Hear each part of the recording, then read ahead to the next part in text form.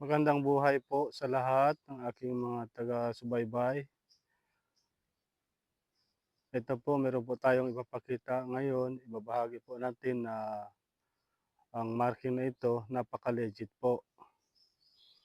At ito po ay parang katul style. May hole po siya sa gilid.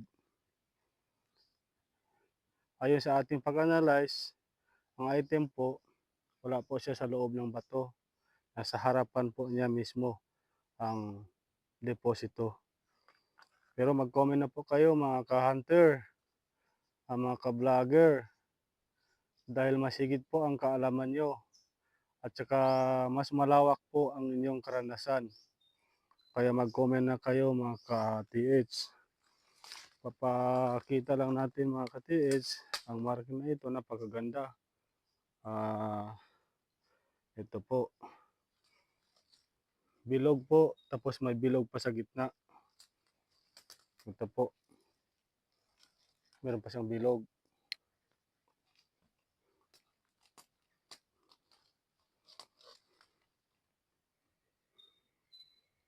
Ibahagi ko po ito sa inyo kasi kayo po ang mas malawak na may kaalaman, malawak na karanasan. Mag-comment lang kayo mga ka-TH kung saan ba dapat ang target natin. Ito mga ka-TH, meron siyang butas dito sa gilid.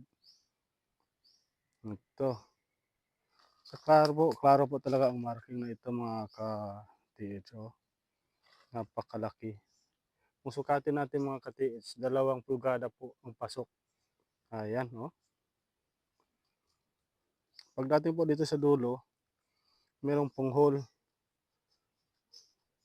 Nasa 4 pulgada o 6 pulgada mga ka-hunters. Ito, bilog na bilog mga ka-hunters. Oh. Pagdating po dito mga ka-hunters, nasa 3 pulgada o 4 pulgada ang laki ng marking. Oh, paliit siya dito ng 3. Ito, 2 pulgada. Ito po yung itsura ng bato mga ka-hunters. Kaharap po natin ang bato na ito, nasa east po. Tapos ang hole po, kaharap niya po ay west. Ayan.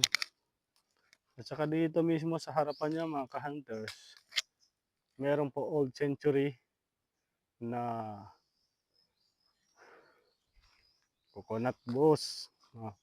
Yan oh, old century. Anyog. Ito mga ka-hunters. Oh, maliit na niyog ito mga ka-hunters ha. Oh, meron pong letter T. Ayan oh. Tanda na po ito oh, mga ka-hunters. Tingnan nyo. Tingnan yung balat mga ka-hunters. Letter T po mga ka-hunters. Ibig sabihin meron po siyang tinuturo na iba na meron pong tunnel. Pero po meron po, ibig pong sabihin nito, sa ating pong pag-analyze mga ka-hunter, meron pong object under. Dito po, sa pagitan ng isang bato na yung pati po dito po sa puno na ito mga ka-hunters. Ayan. Kung titingnan natin, nandyan na ang bato mga ka-hunters. Oh.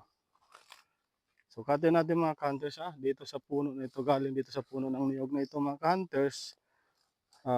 Galing sa puno ng niyog mga ka-hunters, kung ilang metro ang layo ng bato. Isa, dalawa, tatlo, apat, 5 lang mga ka-hunters. Nasa 5 metro. Okay. Kung dito tayo sa taas mga ka-hunters, ayan, ito, imbus po ang marking mga ka-hunters. Tapos ang butas mga ka-hunters, ayan lang. Tapos sa harapan niya mismo mga ka-hunters, ang puno ng niyog mga ka-hunters. Ayan, 5 metro lang mga ka-hunters ang layo. Mag-comment na kayo mga ka-hunters kung kung ano po ang sa inyong analyze, kung paano po natin matarget ang object, mga ka-hunter. Posible rin kaya na malaking bilog na ito, mga ka-hunters, meron din malaking kayamanan dito malapit, mga ka-hunters. Baka ito lang siguro ang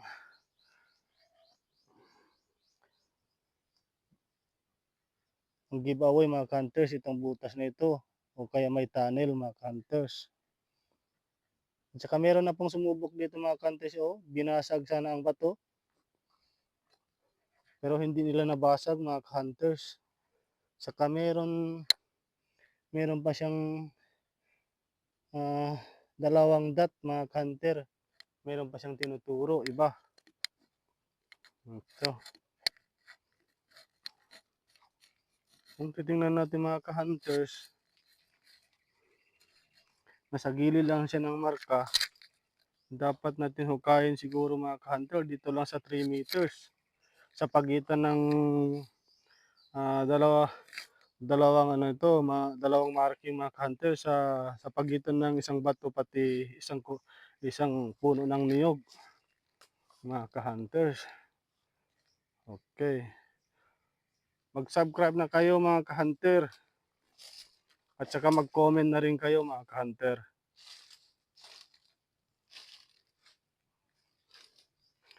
Dito tayo ngayon, mga ka-hunter, sa tabing dagat, mga ka-hunter.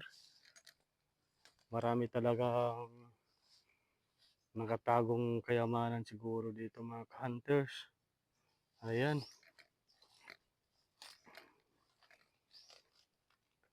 Napakaganda at saka napakaliwanag na legit po talaga ang marker na ito, mga ka-hunter.